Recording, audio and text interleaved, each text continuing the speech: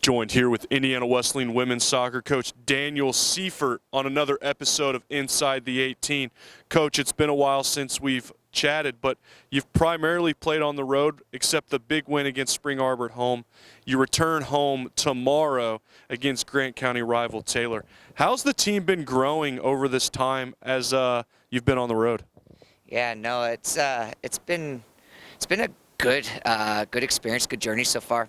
We're taking everything one day at a time, one game at a time, and we obviously look very different from our very first match against IU Kokomo to where we are today. And so Taylor, they're a very strong team, very athletic team, well-coached team. So we know we're going to have our hands full, but we're trying to prepare like we prepare for any other team, any other match, and we're excited to see like the little steps forward that we're making so far.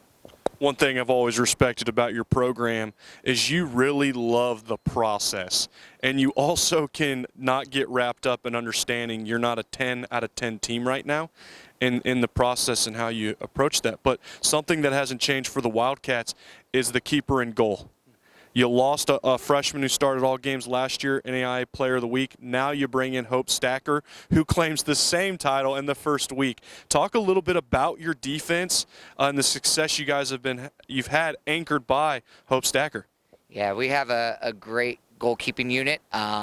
Abby Clay and Hope Stacker, they push each other every training session. They're constantly trying to grow and get better. Bree does a great job working with them as the goalkeeper coach. But yeah, our back line has done a terrific job, especially these past couple games, just trying to really solidify things from the shutout standpoint. We love goose eggs. It's one of our favorite things is when we can pitch shutouts, and so it's a total team defense, total team attack, and Hope's done a great job from a leadership standpoint.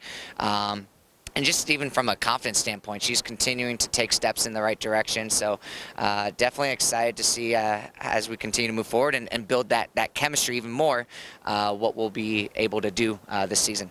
Now moving into what people like myself would call the midfield, even though it's all done by numbers now, you got a lot of key players and also a lot of returners kind of in that area, and you've seen a lot of success with distribution from the back line into the front line that really set up some goals against Goshen earlier this week. Talk about that midfield unit and the uniqueness of Riley Spoltman having a new partner to play against. Yeah, no, it's fun. Like you said, every day it's the process, and we're just trying to get little nuances better, trying to keep our shape and even just be creative, read what the opposition gives us.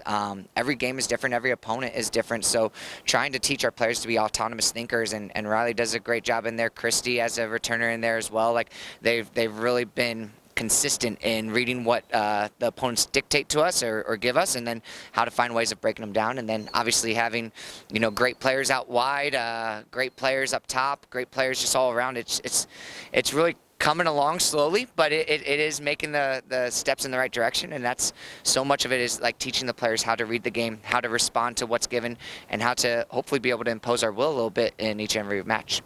And then transitioning, obviously up top with the forwards. Thing that's been beautiful about your game is a lot of your goals have come from crosses, from unique feet that are kind of in the back.